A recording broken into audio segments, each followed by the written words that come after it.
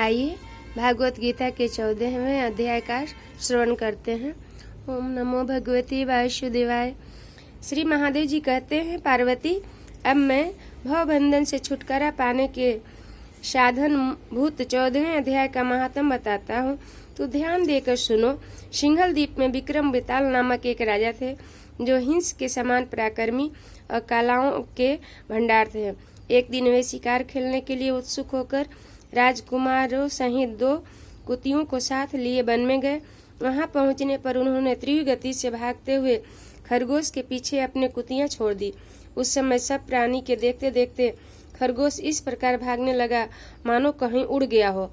दौड़ते दौड़ते बहुत थक जाने के कारण वह एक बड़ी खंदक गहरे गड्ढे में गिर पड़ा। गिरने पर भी वह कुतियों के साथ नहीं आया और उस स्थान पर जा पहुंचा जहां का वातावरण बहुत ही शांत था।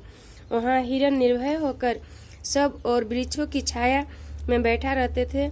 बंदर भी अपने आप टूट कर गिरे हुए नारियल के फलों और पके हुए ओमों से पूर्ण तृप्त रहते थे। वहां सिंह हाथी के बच्चे के साथ खेलते और सांप निडर होकर मोर की पंखों में घूम जाते थे। उस स्थान पर एक आश्रम के भीतर वत्स नामक मुनि रहते थे, जो जितेंद्रिय एवं शांत भाव से निरंतर गीता के 14वें अध्याय का पाठ किया करते थे। आश्रम के पास ही वत्स मुनि के किसी शिष्य ने अपना पैर धोया था। यूं ही 14वें अध्याय पाठ करने वाले थे, उनके जल से वहां की मिट्टी गीली हो गई थी। खरगोश का जीवन कुछ शेष था। वह हाँफता हुआ आकर उसी कीचड़ में गिर पड़ा। उसके स्पर्श मात्र से ही खरगोश दिव्य विमान पर बैठकर स्वर्ग लोक को चला गया। फिर कुतिया भी उसका पीछा करती हुई आई और वहां उसके शरीर में भी कुछ कीचड़ छिट्टे लग गए। फिर भूख प्यास की पीड़ा से रहित तो कुतिया रूप त्याग कर उसने दिव्यांगना का रमणीय रूप धारण कर लिया था। गंधर्व सुशोभित दिव्य विमान पर आरूढ़ हो वह भी स्वर्गलोक को चली गई। यह देख मुनि के मेधावी शिष्य शोकंधर हंसने लगे। उन दोनों के पूर्व जन्म के बैर का कारण सोचकर उन्हें बड़ा विस्मय हुआ था। उस समय राजा के नेत्र भी आश्चर्य से चकित हो उठे। उन्होंने बड़ी भक्ति के साथ प्रणाम करके पूछा, विप्रवर, नीच योनि में पड़े हुए दोनों प्राणी कुतिया और खरगोश ज्ञानहीन होते हुए भी जो स्वर्ग में चले गए, उसका क्या कारण है? उसकी कथा सुनाइए। शिष्य ने कहा, भूपाल, इस वन में वत्स नामक ब्राह्मण रहते हैं। वे बड़े जितेंद्रिय महात्मा हैं। गीता के 14वें अध्याय का जप किया करते हैं। मैं उनका शिष्य हूँ। मैंने भी ब्रह्म विद्या में विशेषज्ञता प्राप्त की हूँ। गुरु जी की ही भांति मैं भी 14वें अध्याय प्रतिदिन जाप करता हूँ।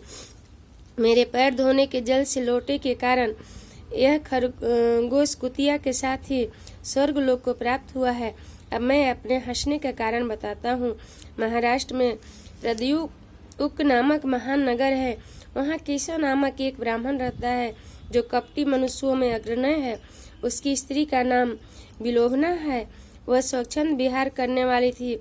उससे क्रोध में आकर जन्म भर के बैरों को याद करके ब्राह्मण ने अपनी स्त्री का वध कर डाला और उसी पाप से उसको खरगोश की योनि में जन्म मिला। अब ब्राह्मणी भी अपने पाप के कारण कुतिया हुई। श्री महादेव जी कहते हैं, यह सारी कथा सुनकर श्रद्धालु राजा ने गीता के 14वें अध्याय का पाठ प्रारंभ कर दिया। इससे उनकी परम गति की प्राप्ति हुई। श्री कृष्ण गोविंद हरे मुरारी, हे नाथ नारायण वासुदेव। श्री कृष्ण गोविंद हरे मुरारी, हे नाथ नारायण वासुदेव।